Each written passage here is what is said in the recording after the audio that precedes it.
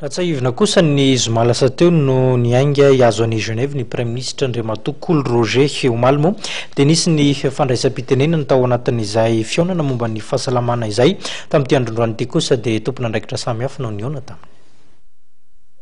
Niona tamin'ny Dr Philippe Douste-Blazy, filohan'ny fikambanana United, ny Prime Ministre Cool Roger androany maraina tany Genève tao Suisse.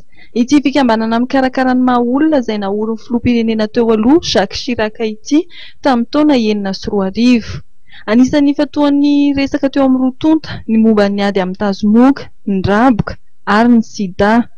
Notsindriana manokana ny momba ny ady iraisam-pirenena amin'ny tsy fahampisakafo ary isy atoato ny atsika atao hiadiana amin'izay ka anisan'ny tafiditra amin'izany i Madagasikara.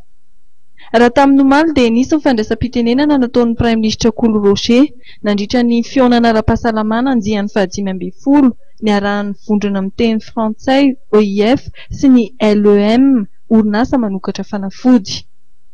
Ady amin'ny arety tsy mifindra, io no lohahevitra ny ompanan'ity fionana ara-pahasalamana ity. Notsindrian'ny Prime Ministre Cool Roger nandritra ny fandraisam-pitenenany niezaka sy ny asa miandro ny gouvernemanta malagasy amin'ny fanatsarana ny fahasalamam-bahoaka.